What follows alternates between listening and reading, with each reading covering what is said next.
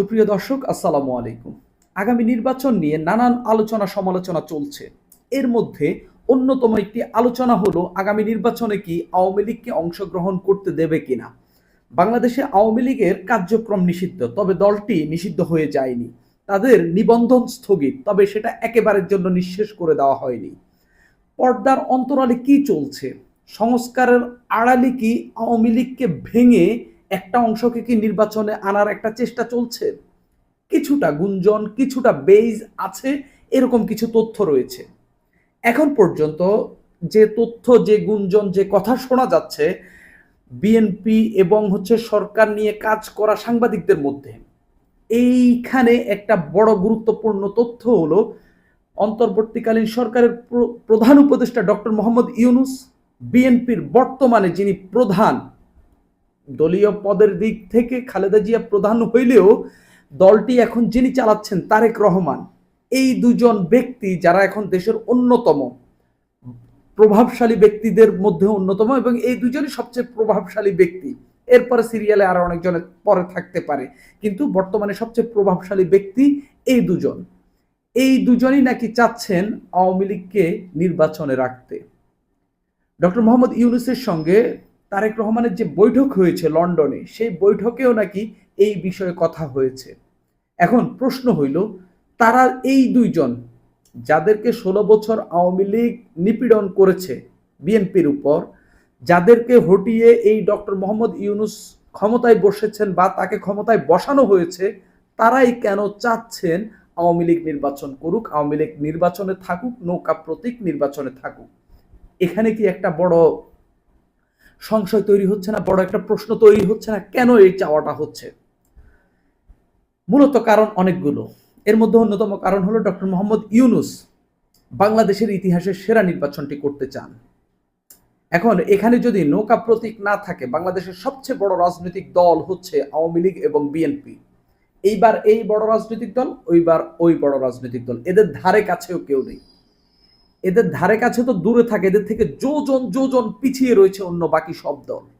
সবগুলো দল মিলেও একটা দলের কাছাকাছি ভোট পায় না, অর্ধেকও পায় না, 3 ভাগের 1 ভাগও পায় না। এই হইল বাংলাদেশের রাজনৈতিক পরিস্থিতি, ভোটের রাজনীতি। আগামী নির্বাচনে কি হয় আমি জানি না, কারো ভোট বেড়েছে কিনা, তবে মাঠের রেজাল্ট কিন্তু সেটা বলে না। তো আওয়ামী লীগের নেতাকর্মীরা যদি তাদের প্রতীক ব্যালটে না পান, এবং তারা যদি দেখেন যে আওয়ামী লীগ তাদের দল, তাদের রাজনৈতিক অধিকার ক্ষুণ্ণ করে, যে তাদের দলকে নির্বাচনে রাখা হয়নি, নৌকা প্রতীকটি রাখা হয়নি, তারা কি ভোট কেন্দ্রে যাবে? কখনোই না। এখন ধরেন বাংলাদেশের, আমি একেবারে কমায়া ধরলাম, আমি আওয়ামী লীগের তির্যক সমালোচক। এই দলটি 16 বছর বাংলাদেশের উপর ব্যাপক নিপীড়ন চালিয়েছে, মানুষের মানবাধিকার ক্ষুণ্ণ করেছে, যার কারণে, অনিবার্য কারণে এই দলটির পতন হয়েছে 5 আগস্ট। এটা আগামী 10 বছর পরে হইলে এই দলের এরকম পরিণতি, যত দিন যেত তত করুণ পরিণতি হইতো। যত আগে পতন হইতো তত ভালোভাবে পতন হইতো, তত দলটির জন্য ভালো হইতো। এই যে আওয়ামী লীগ পতন হইল, সবকিছু হইল, একেবারে কমায়া ধরলেও আওয়ামী লীগের এখনো সমর্থন কম করে হইল 20%। আওয়ামী লীগের নেতাকর্মীরা মনে করে থাকেন তাদের এখনো সমর্থন 35 থেকে 40%, কেউ কেউ আবেগের বশে বলে থাকেন 50%। আমি সমালোচক, আমি জানি না আওয়ামী লীগকে কারা ভোট দেবে, তাদের নেতাকর্মী রয়েছে, এটা সত্য, তারা ভোট দেবে। আমি এখান থেকেই 20% ধরি। এই 20% লোক যদি আরো 5 থেকে 10% লোককে ইনফ্লুয়েন্স করতে পারে, যদি 30% লোক ভোট না দেয়, ভোট না দেয়, আরো কিছু ভোটার নানান কারণে ভোট দিতে পারবে না, কারো ওই দিন বাবা মারা গেছেন, কারো ওই দিন দাদা মারা গেছেন, কারো ওই দিন ক্ষেতের ফসল তলিয়ে গেছে, কারো ওই দিন ধান তুলতে হবে, নানান কিছু থাকতে পারে, তা কারো ওই দিন সর্দি হয়েছে, জ্বর হয়েছে, এই কারণে আরো 10-15% নেই। যদি 35 থেকে 40% মানুষ ভোটার ভোট না দিতে আসে, কোনোভাবেই কি আপনি বলতে পারবেন এটা একটা ভালো নির্বাচন হয়েছে? কোনোভাবেই বলতে পারবেন?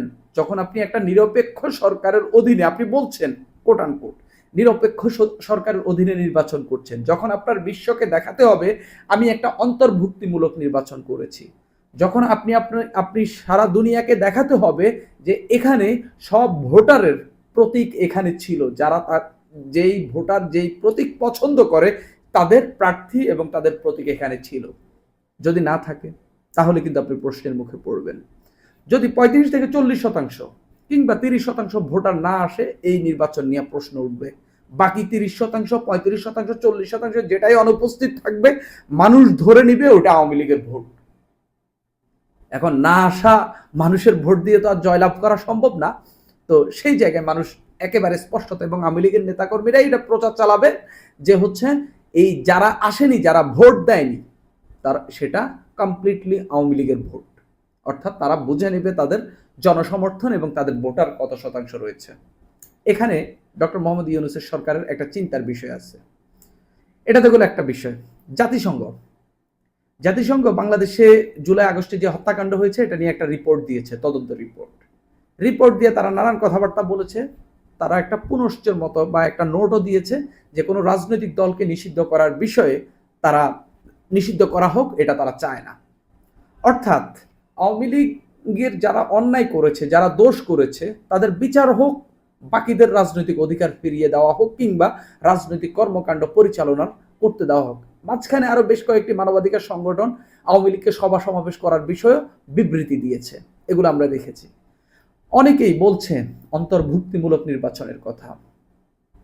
যদি আওয়ামী লীগের মতো বড় দল, যারা 2009 সালের নির্বাচনেও বিপুল পরিমাণ নিরঙ্কুশ 8 সনের নির্বাচনে নিরঙ্কুশ জয়লাভ করেছে, অন্য দল সব দলের ভরাডুবি হয়েছে ওই আওয়ামী লীগের বিপক্ষে, এত পরিমাণ আসন পেয়ে আওয়ামী লীগ জয়লাভ করেছে, সেই আওয়ামী লীগ যদি না থাকে, এটাকে কোনোভাবেই আন্তর্জাতিকভাবে অন্তর্ভুক্তিমূলক নির্বাচন বলা যাবে না। পাশাপাশি এই গেল 2 টাকা। কিছুদিন আগে আমি নিজেই একটা প্রতিবেদন আপনাদেরকে পড়ে শুনিয়েছি। ভারতের সংসদীয় কমিটি অনেক তাদের হাই প্রোফাইল অনেককে নিয়ে বাংলাদেশ বিষয়ে কাজ করেছে, এরকম অনেককেই নিয়ে তারা বসেছে এবং এক ধরনের একটা সভা করেছে। সেই সভায় তারা হচ্ছে বাংলাদেশের সঙ্গে যে সম্পর্কের যে অবনতি, এটা উন্নয়ন সহ নানান বিষয় নিয়ে কথা বলেছে। পাশাপাশি আওয়ামী লীগের বিষয়ে এবং বাংলাদেশের আগামী নির্বাচন যে অন্তর্ভুক্তিমূলক করতে হবে এবং অন্তর্ভুক্তি করার বিষয়ে তারা ইউরোপীয় ইউনিয়ন, যুক্তরাষ্ট্র এবং জাতিসংঘ তাদেরকে ইনভলভ করার চেষ্টা করবে। অর্থাৎ ডক্টর মোহাম্মদ ইউনূসের উপর অনেকগুলো চাপ রয়েছে, তার নাগরিকের চাপ, তার আন্তর্জাতিক চাপ। তিনি শান্তিতে নোবেল পাওয়া একজন মানুষ। তার আমলে যদি কোনো মানুষের রাজনৈতিক অধিকার ক্ষুণ্ণ হয়, আন্তর্জাতিকভাবে তিনি প্রশ্নের মুখে পড়বেন। এই তো গেল সরকারের দিক থেকে, ডক্টর মোহাম্মদ ইউনূসের দিক থেকে কথা। এবার আসি তারেক রহমানের দিক থেকে কথা।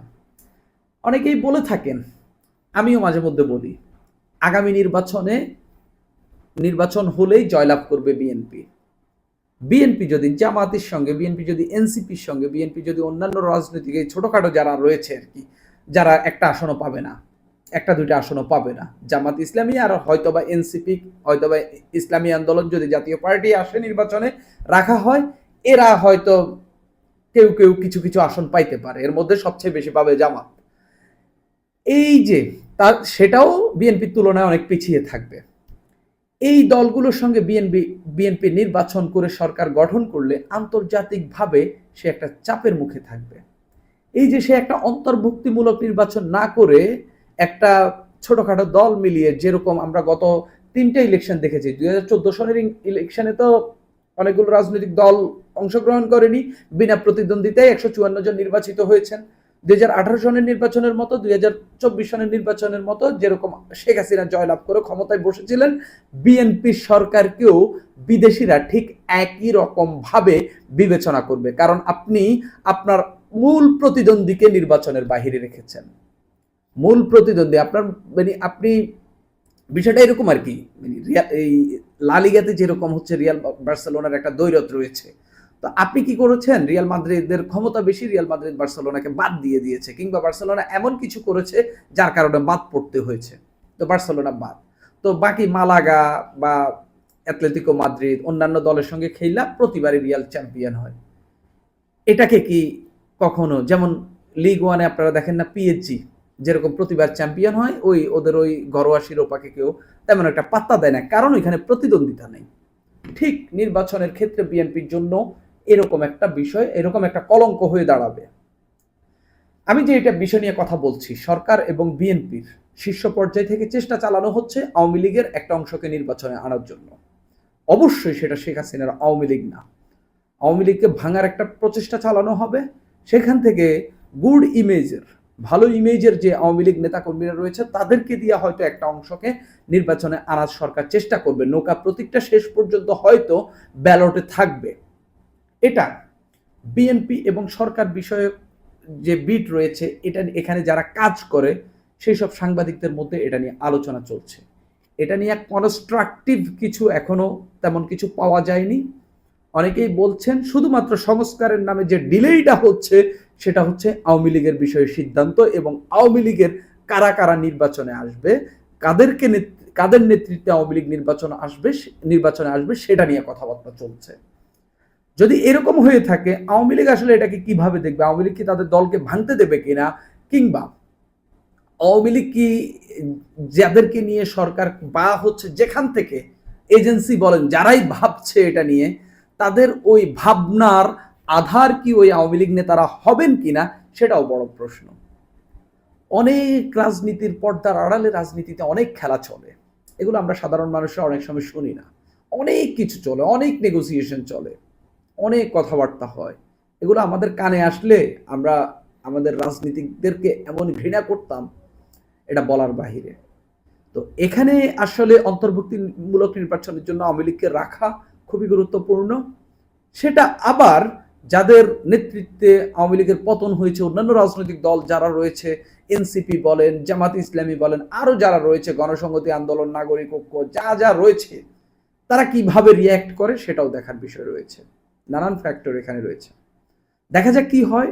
আরো তথ্য এটা নিয়ে আসতে পারে সামনের দিনগুলোতে, অবশ্যই আপনাদেরকে জানাবো। আজ এ পর্যন্ত। আমি আবারও বলছি, এটা গুঞ্জন, কিছুটা গুজব, তবে কিছুটা বেইজও রয়েছে, কিছুটা যে আপনি সন্দেহ করবেন এটা নিয়ে আলোচনা করার মতো কিছুটা ঘটনা ঘটছে। সুপ্রিয় দর্শক, আজ এ পর্যন্তই।